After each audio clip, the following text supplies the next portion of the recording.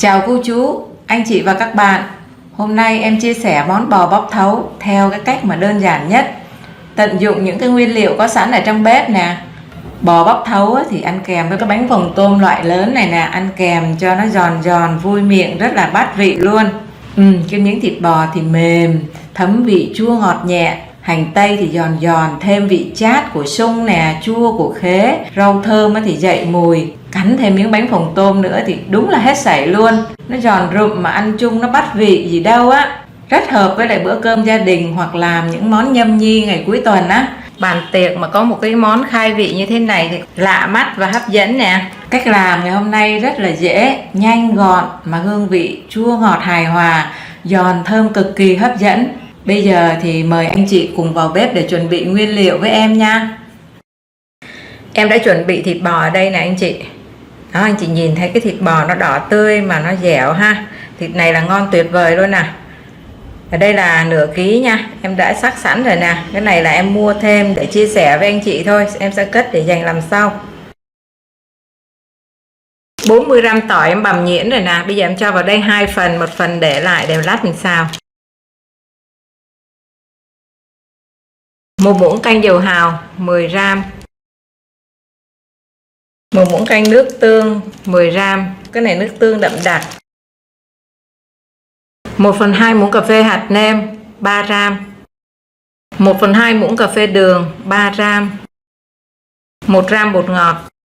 Em cho vào đây 2 muỗng cà phê dầu mè. Rồi trộn đều lên để thấm gia vị 15 đến 20 phút.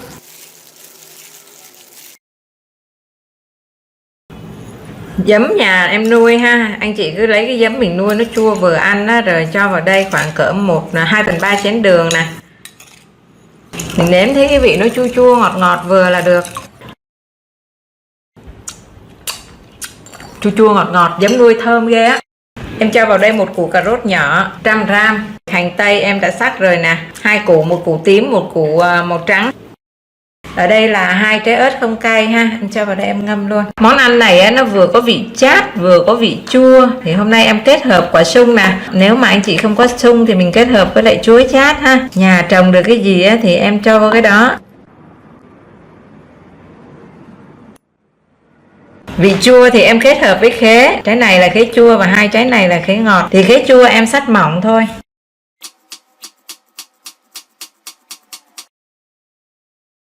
Cái này á, thì em để tự nhiên vậy luôn, không có ướp cái gì hết trơn á.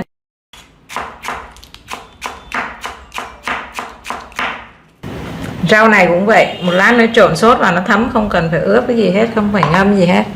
Riêng chỉ có cái tô mà em ngâm giấm đường này á, là ở trong này có cái vị chát của sung và cái vị hăng của hành tây là em ngâm ha. Cà rốt cũng vậy, ngâm vào đây để ăn cho nó thấm cái vị chua ngọt cho nó ngon hơn nè. Cái này thì anh chị cứ ngâm 20 đến 30 phút, sau đó mình vớt ra để ráo, không rửa lại nhé. Anh chị chuẩn bị thêm rau thơm nữa nha. Nói chung rau thơm thì mình dùng húng lủi thôi, nhưng mà cái này nhà trồng mà có cái gì làm cái đó, cho nên là em kết hợp nhiều loại ở trong này. Món bò bóc thấu ngon hay không là ở cái chỗ nước sốt này nè anh chị. Bây giờ em sẽ đi nấu luôn nè. 120 gram đường, 7 muỗng canh, 4 muỗng canh nước mắm 60 gram. Em dùng loại nước mắm Hưng Thịnh 40 độ đạm. 2/3 muỗng cà phê muối 3 gram. Một chút xíu bột ngọt, này khoảng 1 gram á.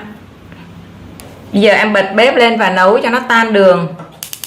Anh chị để nhỏ lửa thôi và mình nấu cho nó tan đường, không để sôi nha.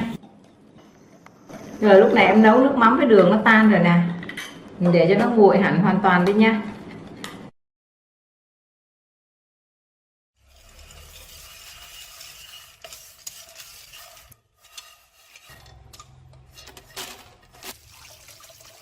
Chảo nóng rồi em mới cho mè vô nè. Để lửa lớn lúc đầu nhé, lúc đầu em để lửa lớn và đảo liên tục. Đó, lúc này nó ráo ráo rồi thì em giảm lửa nhỏ lại. Đó, bè em rang cho vàng thơm như thế này là được rồi nè. Hồi nãy nó dính chùm, bây giờ nó rời tơi ra, rất là thơm luôn á.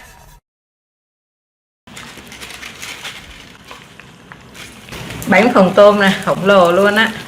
Người ta làm nó khác với cái bánh truyền thống. cái dày mà khi mà chiên nó phồng lên nó to, nhìn nó đã dễ sợ luôn á. Bánh này em mua tận ở dưới chỗ nhà thờ Cha Diệp á, chứ ở trên Sài Gòn không biết có bán hay không thì không biết. Nhưng mỗi lần đi Cha Diệp là em ghé cho em mua mấy bịch về để dành. Cái gia vị của nó người ta làm ăn nó vừa thơm lắm, phồng lên nè, mà nhìn cái bánh nó dày ghê lắm nha, chứ không có phải mỏng đâu. Bánh phồng tôm siêu to khổng lồ. Khi nó phồng lên nó quanh quanh vô là mình trở nó ngược lại và đè nó xuống tí xíu để cho nó thẳng cái bánh nó đẹp hơn. Khum nhiều hay khum ít hay là nó bằng phẳng là mình tự làm nè. Em muốn để nó khum như thế này để lát mình cho gỏi vào đây mình ăn nó nhìn nó hay hay nè. Giống như cái chén nè.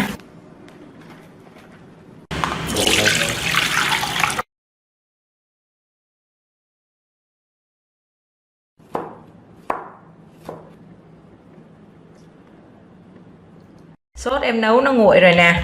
Giờ em cho vào 3 muỗng canh tương xí muội 60g. Em dùng loại Cholimet. Cái nước sốt này nó nguội rồi, mình trộn với tương xí muội xong rồi. Giờ em cho vào đây 1 muỗng canh nước cốt tắc. Chỉ cho 1 muỗng canh thôi, bởi vì ở trong cái đây nó có khế chua rồi nè.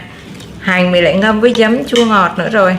Thì một lát nữa nếu mà anh chị cảm thấy mình muốn tăng vị chua thì mình cho thêm ha. Và em cho ớt bằm vào đây. Cái này em dùng ớt không cay với thêm có chút xíu ớt hiểm nữa thôi, để cho cái vị cay nó tương đối thôi. Anh chị có thể dùng ớt hiểm hoặc là ớt không cay á. Cay quá nhiều người không ăn được đâu. Cà rốt, hành tây, sung, khế với lại rau bắp cải tím nè.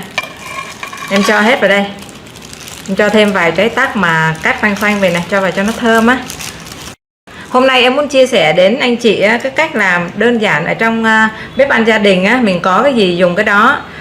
Đây là rau càng cua ở nhà em. Nếu mà không có rau càng cua, anh chị có thể thay thế bằng rau mầm. Một ít sợi gừng á, ở đây là 10g, em đã cắt rất nhuyễn luôn, cắt sợi chỉ nè. Và mình ngâm vào trong nước để cho nó bớt đi cái đắng, cái cay đó. Và khi mà lấy ra thì mình vắt cho nó ráo nước đi. Cho vào đây luôn. Rồi bây giờ thì em sẽ trộn vào đây khoảng cỡ 5 muỗng canh cái sốt mà hồi nãy em trộn đó. Mình trộn trước nó đi cho nó thấm, rồi một lát mới trộn với thịt bò ha.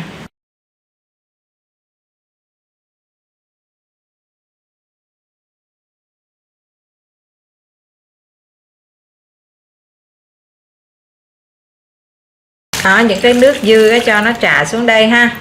Rồi bây giờ mình bắt đầu mình trộn bò bắp thấu vào đây.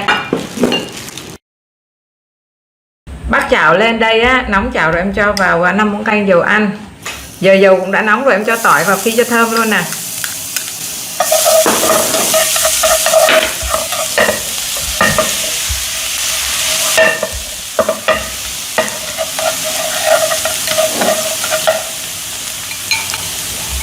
Khi thơm thôi cho thịt bò vào xào luôn.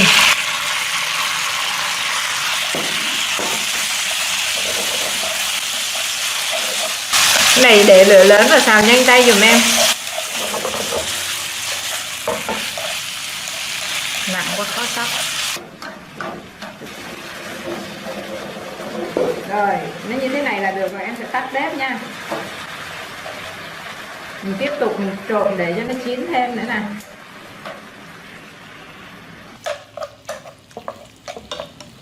Rồi bây giờ mình sẽ trộn thịt bò vào nha. Em chỉ lấy phần thịt bò xào thôi nhé. Em sẽ trộn cái sốt này vào đây. Anh chị cứ cho từ từ thôi nha. Mình trộn lên và mình nếm nó vừa ăn rồi thì mình dừng lại ha. Cái sốt này có thể để bảo quản trong tủ lạnh dùng dần.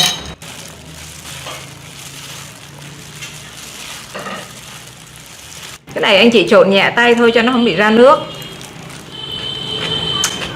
Vừa ăn rồi đó.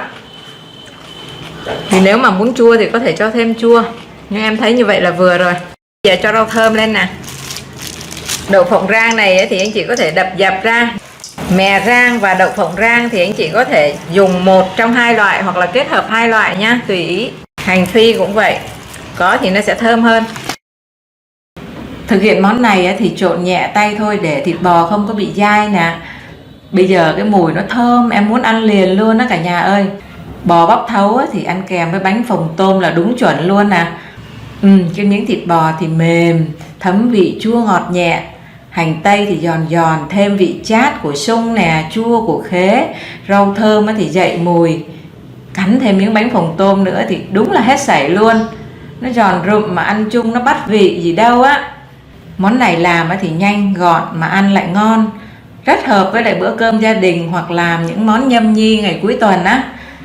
Cảm ơn anh chị đã xem đến cuối video và cùng em thưởng thức món ăn ngày hôm nay. Hy vọng rằng món bò bắp thấu ăn kèm với bánh phồng tôm lớn này sẽ giúp cho bữa ăn gia đình của anh chị thêm ngon miệng. Nếu thấy video dễ thương và hữu ích, anh chị và các bạn nhớ bấm like và đăng ký kênh Món Ngon Mẹ Nấu để em có thêm động lực chia sẻ nhiều món ngon nữa nha.